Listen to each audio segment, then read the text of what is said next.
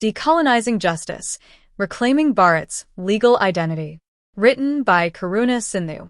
Despite decades of independence, Bharat's legal system remains tethered to colonial structures and foreign terminology. This article explores the urgent need to indigenous legal education, rename Bachelor of Laws and Master of Laws degrees, and reclaim our civilizational identity in the pursuit of accessible and culturally rooted justice. The current legal system in Bharat is a colonial imposition, an imported framework that was never designed to reflect the values, culture, or needs of Indian society. Imposed by British rulers to serve the interests of an occupying empire, this legal machinery displaced a rich and sophisticated indigenous tradition of law, justice, and governance that had flourished for millennia.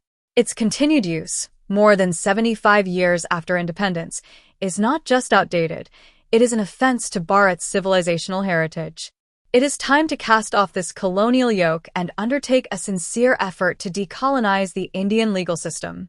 Indianization is not merely a symbolic gesture, it is essential for making justice more accessible, relatable, and culturally rooted. By aligning legal education and practice with indigenous languages, values, and knowledge systems, we restore dignity to our traditions and bring the law closer to the people it is meant to serve. Reclaiming Bharat's legal identity. The conversation around Indianizing Bharat's legal system has gained renewed momentum in recent years. At the heart of this growing movement lies a deep desire to reclaim indigenous identity, remove colonial vestiges, and make legal education and practice more accessible, intuitive, and culturally rooted. Former Chief Justice of India N.V. Ramana emphasized this broader concern at a public event, where he stated that Indianization of the legal system is the need of the hour. His call underscored the importance of reforming the justice delivery system to make it more inclusive, transparent, and aligned with Indian socio-cultural realities. Similarly, during the parliamentary debate over the new criminal laws introduced in 2023, Union Home Minister Amit Shah reiterated this view while presenting the new criminal laws in 2023 in the parliament and asserted that the proposed laws will free people from the colonial mindset and its symbols. While the government has taken several commendable steps to Indianize the legal system, such as the introduction of Bharatiya Nyaya Sanhita, Bharatiya Nagarik Suraksha Sanhita, and Bharatiya Sakshya Sanhita, along with the translation of Supreme Court judgments into Hindi and 16 regional languages, there remains a curious silence around the fundamental pillars of Bharat's legal education system. One particularly overlooked, but symbolically powerful, aspect of this transformation is the continued use of Latin-derived degree titles, Bachelor of Laws, Legum Baccalaureus, and Master of Laws, Legum Magister. Even after 77 years of independence, aspiring lawyers in Bharat are still awarded degrees in Latin, a language with no cultural, historical, or linguistic relevance to this land. The case for indigenous law degrees.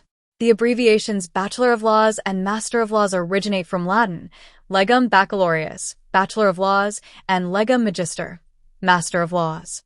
In Latin, legum is the plural of lex, meaning law, and doubling the L is a typographic convention denoting the plural form. Baccalaureus translates to bachelor and magister to master. These designations, commonly used in other common law countries, were adopted wholesale into Indian legal education during the British colonial era, when English common law was imposed as the governing legal framework in Bharat. Law schools were established on the British model, training a new class of Indian legal professionals in the English language and legal philosophy. The Bachelor of Laws became the foundational degree for practicing law, and the Master of Laws was introduced for advanced specialization. While functional and systematic, this system was never designed to reflect Bharat's legal culture, philosophy, or history.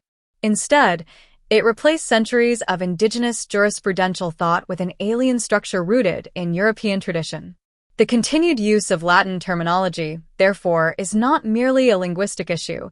It symbolizes the persistence of colonial influence in the very identity of legal education. The problem with Latin abbreviations. To many in Bharat, even within the legal community, the abbreviations Bachelor of Laws and Master of Laws are unclear and confusing. Unlike degree titles such as BA, Bachelor of Arts, or MD, SC, Master of Science, which are straightforward abbreviations of English words. Bachelor of Laws and Master of Laws rely on Latin, a language most Indians are unfamiliar with. The continued use of Latin abbreviations like Bachelor of Laws and Master of Laws in legal education deviates from the standard academic norm in Bharat, where most degrees follow a clear and consistent abbreviation style. This inconsistency often leads to confusion, even among educated individuals. The meaning of Bachelor of Laws is frequently misinterpreted as Bachelor of Legislative Law, highlighting how disconnected these terms are from the linguistic reality of the average Indian. Such foreign terminology reinforces the perception of legal education as elitist and inaccessible. More critically, it sustains a colonial legacy that subtly suggests that Indian languages and knowledge systems are unfit for legal discourse. This not only alienates the masses, but also perpetuates a sense of cultural inferiority that stands in direct opposition to the ideals of a sovereign, self-respecting nation. Bharat's rich legal heritage. Ironically, a civilization as ancient and philosophically rich as Bharat continues to define its legal education using foreign terminology. Bharat was once a renowned seat of learning, revered worldwide as a Vishwa Guru. The foundations of law, ethics, and governance in this land are not shallow. They are deep-rooted in thousands of years of philosophical and textual tradition. Bharat's legal heritage is deeply rooted in its ancient texts and philosophical traditions. The Vedas and Smritis explore fundamental concepts like Dharma, justice, crime, punishment, and governance. Manusmriti and Arthashastra present detailed legal codes and administrative frameworks. Beyond their narratives, the epics Mahabharata and Ramayana offer profound insights into ethics, justice, and statecraft. Additionally, the Nyaya and Mimamsa schools of thought develop sophisticated systems of logic and legal interpretation that remain comparable to modern jurisprudential theories. In this context, the claim that Bharat lacks the intellectual depth to craft its own legal vocabulary is not just flawed, it's laughable. The idea that we must continue borrowing foreign terms because we supposedly lack our own is rooted more in intellectual inertia than historical fact. Bharat has always had the tools. It's time we began using them. Rethinking legal degree titles. A complete Indianization of the legal system must involve renaming Bachelor of Laws and Master of Laws degrees, using terminology that is accessible, intuitive, and rooted in Indian linguistic and philosophical traditions. Just as the National Education Policy 2020 encourages the use of regional languages in education, legal degrees, too, should reflect Bharat's identity. A few suggested alternatives are Bachelor of Laws Vidhi Snatak, graduate in law, Nyaya Shastra Snatak, graduate in the science of justice, since there is no word in English for Nyaya Shastra, and science and justice, as you suggested, means Nyaya Vigyan in Hindi, which is very different from Nyaya Shastra. So, I suggest you to either use graduate in Nyaya Shastra or graduate in jurisprudence instead of graduate in the science of justice. Vidhi Ratna, gem of law, to signify prestige. Master of Laws Vidhi Visheshagya, legal specialist, Vishist Vidhi Visheshagya, distinguished legal expert, Nyaya Shastra Visheshagya, justice science specialist, can use jurisprudence specialist or Nyaya Shastra specialist. These terms are not only easier for the common citizen to understand, but they also resonate with Indian academic traditions such as Acharya and Shastri, which are still in use in Sanskrit studies.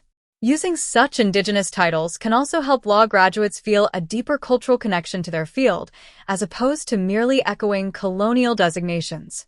Reassessing the bar. In addition to degree titles, there is a compelling case for renaming the Bar Council of India.